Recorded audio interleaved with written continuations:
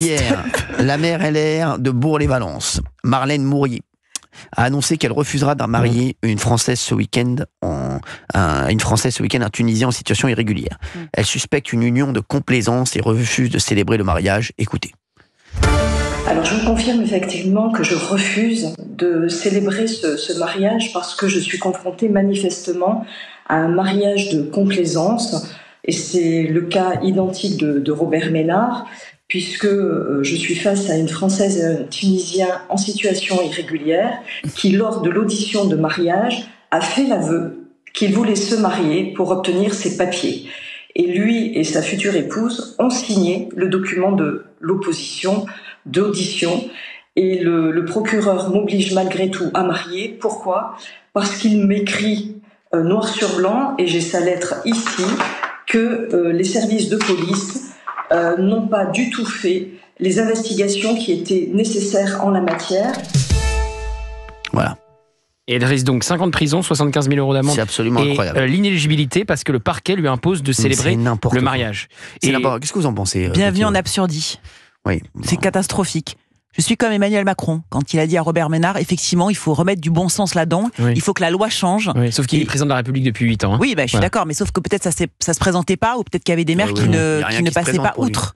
Oui. Tu vois ? Constitutionnellement, puisque Robert Ménard risque d'être condamné, lui c'est un cas sous OQTF, il va être condamné, et même une loi qui dirait le maire peut refuser de marier quelqu'un sous OQTF ou interdiction de marier quelqu'un qui serait sous OQTF ne serait pas constitutionnelle puisqu'il faut que tout le monde soit égaux devant le mariage.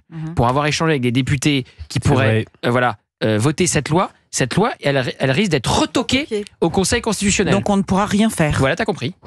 Voilà le pays dans lequel on vit. Mais d'ailleurs, c'est les 3h30 d'interview d'Emmanuel Macron. On ne peut rien faire, c'est pas moi, c'est le Parlement, je suis impuissant, etc. Là, il a dit qu'il fallait que ça change. Donc ça veut dire que même ça, il peut pas le faire. C'est un vœu pieux. C'est un vœu pieux, sauf s'il change la Constitution. Et pourquoi on change pas la Constitution ? Parce que ça demande trop d'efforts, c'est trop compliqué. Il faut aussi une situation politique pour pouvoir la changer. Là, aujourd'hui, Emmanuel Macron n'a pas les coups des franges pour la... Non, mais si on faisait un référendum sur est-ce que vous êtes d'accord pour marier des gens qui sont sous OQTF, je pense que 100% des Français diraient oui, on est contre, en fait. Non, alors c'est pas sous OQTF.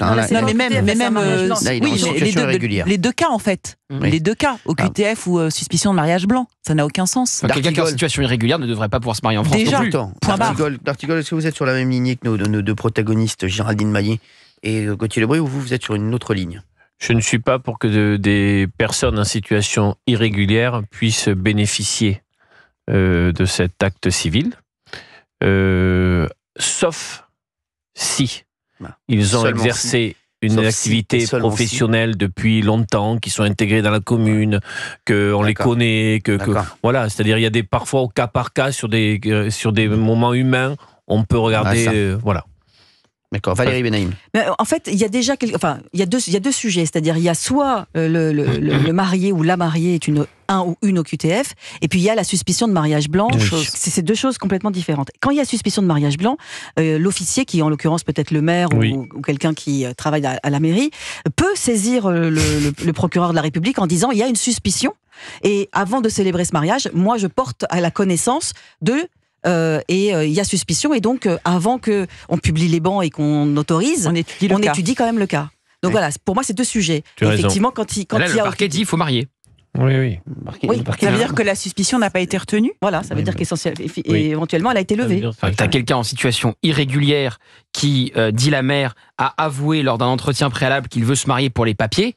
C'est la mère qui dit ça. Oui, bien sûr. Donc là, c'est totalement ubuesque. Je sais pas ce qu'il faut pour qu'on dise qu'il ne faut pas marier. Il y a risque de mariage blanc. Mais je pense qu'ils sont tellement contre les maires, les institutions qui font exprès aussi. Parfois, et voilà, le parquet, c'est ce que je disais, le parquet lui a répondu que l'enquête de police n'avait pas permis de démontrer l'insincérité de ce mariage et qu'il ne pouvait pas s'y opposer en invoquant la liberté de se marier, qui est reconnue comme une liberté fondamentale par la Constitution française. Voilà, donc c'est la Constitution qui nous bloque une nouvelle fois. Même quand on est en situation irrégulière. Absolument.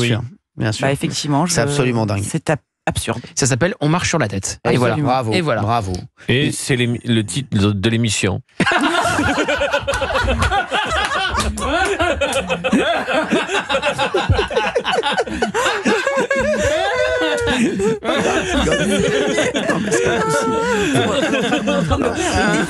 Qu'est-ce qui devient drôle? Qu'est-ce qui devient drôle? On a un très gros souci avec Ah, mais je Ça s'arrête quand même 5 juillet, c'est quand même. On n'y est pas. Allez, on a Clotilde qui est avec nous. Bonjour Clotilde, merci d'être avec nous. Clotilde de Vendée. Bonjour. J'embrasse d'ailleurs des amis de Vendée, les mariés. De l'an 2. Vous l'avez, les mariés de Vendée. Merci Clotilde, merci d'être avec nous sur Europe 1. Clotilde, qu'est-ce que vous pensez de cette histoire de mariage?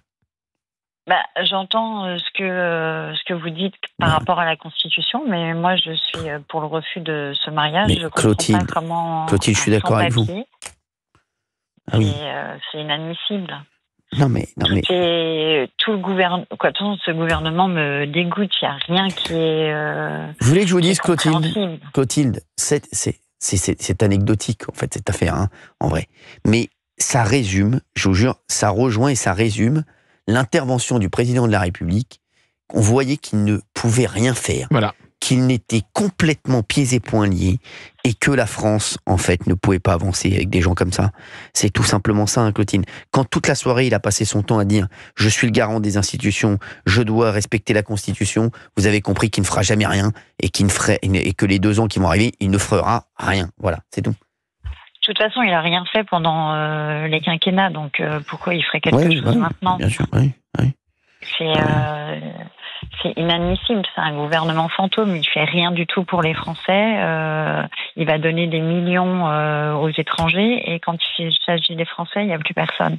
Donc tout est comme ça, quoi. C'est écœurant. C'est comme je dis souvent, la France, c'est le pays qui aide tout le monde sauf les Français. Et surtout ceux qui travaillent et ceux qui veulent travailler, qui sont toujours les derniers aidés dans ce pays. Oui, Valérie Bénédicte. Alors, je regardais parce que ça m'intéressait de savoir si après la célébration du mariage, on pouvait annuler le mariage.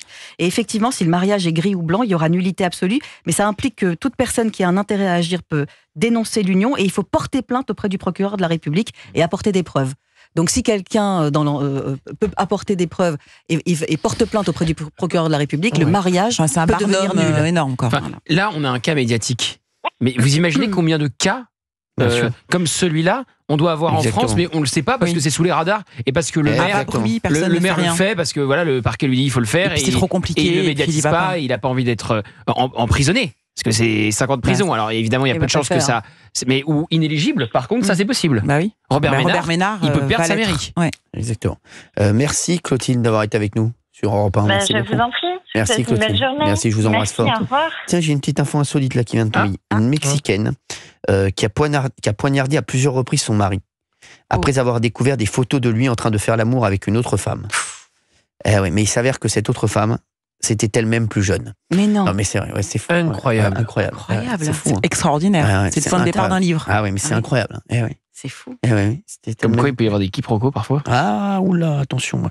Attention. Je peux vous dire que ça, les quiproquos. Ça peut vite arriver. Benaïm en a fait les frais. Non, mais. Benaïm en a